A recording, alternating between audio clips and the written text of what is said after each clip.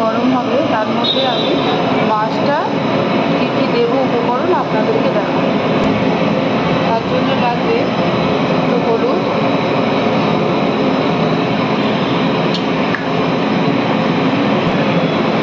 একটু লবণ, এর মধ্যে আর কিছু দেবো না। এটাকে ভালো করে এবার মেখে, দেখুন এখানে আমার মাছ মাখা হয়ে গেছে আর আমার তেলও গরম হয়ে গেছে। ওর মধ্যে এক এক করে আমি দেবো মাছ।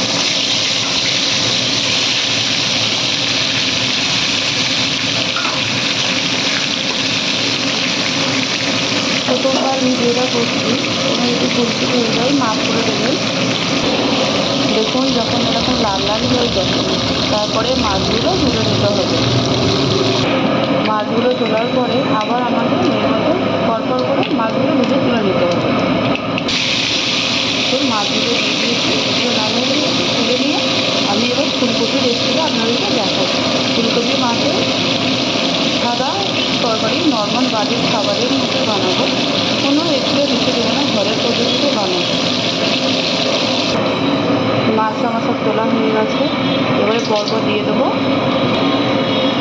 জিরে দিয়ে দিচ্ছি ফোড়ন, আর দিয়ে দেবো এর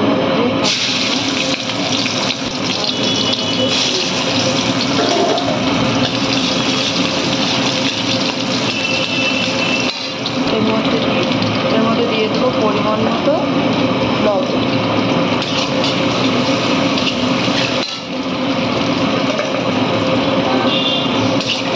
তাহলে পরিমাণ মতো দেবেন, তাহলে পরে স্বাদ অনুযায়ী আপনারা বাড়িয়ে বা কমিয়ে নিতে পারেন।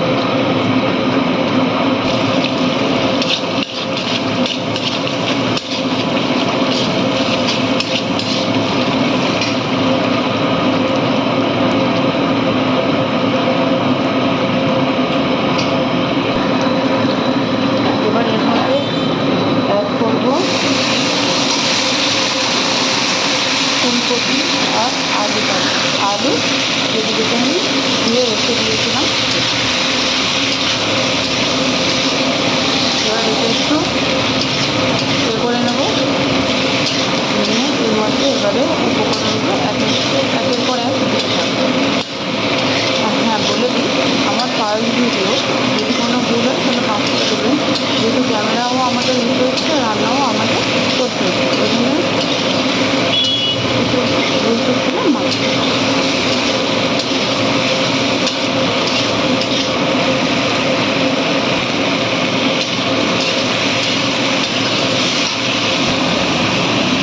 প্রথম দিয়ে দেবো আদা রসুন বাটা, তারপর দিয়ে দেবো হলুদের গুঁড়ো পরিমাণ মতো, যেটা বাড়ির খাবার হবে, আর বেশি আমি কালার করবো না।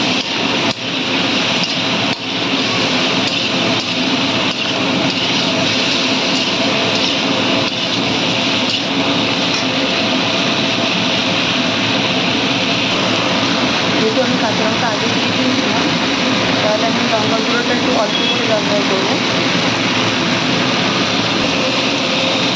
এবারে নাম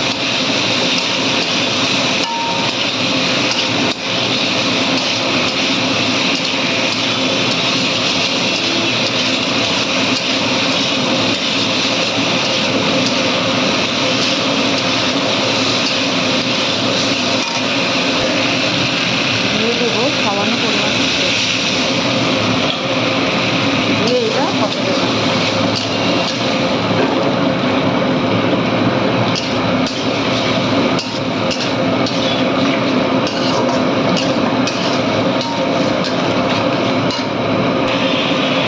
দেখুন এখনও আমার জলটা মরেনি, যেটা আমি দিয়েছিলাম।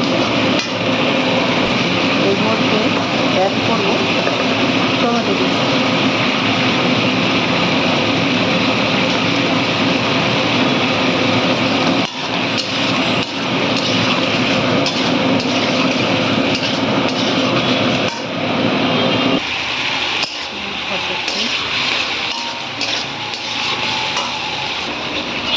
দেখুন এটা কষানো আমার ভালোভাবে হয়ে গেছে, কপিও গলে গেছে। পাশে আলু আমার গলে গেছে। এর মধ্যে কাজ করবো জল তারপরে মাছ দিয়ে এর মধ্যে জল করে তারপরে মাছ দিয়ে কিছুক্ষণ ফুটিয়ে নিলে 5 মিনিট, তারপরে আমার হয়ে যাবে ফুলকপি তরকারি। আমার এই জলটা একটু বেশি দিয়েছি, যেহেতু মাছ দেওয়ার পরে কিছুক্ষণ আমাকে ফোটাতে হবে। তারপরে এর মধ্যে ধনে পাতা দেবো, দিয়ে তারপরে নামিয়ে নেব। জল দিয়ে আমি মাছ দেওয়া হয়ে গেছে, আর আমি দিয়ে দেবো ধনে পাতা দিয়ে এর মধ্যে অ্যাড করবো জিরে মরিচ আর ধনে। ওইটা হালকা করে মানে ভেজে আর পেস্ট করে নিলে হয়ে যাবে জিরে মরিচের পেস্ট বা গুঁড়ো। দেখুন আমি চলে এসেছি 5 মিনিট পরে। এবারে দেখবো কেমন হলো তরকারিটা।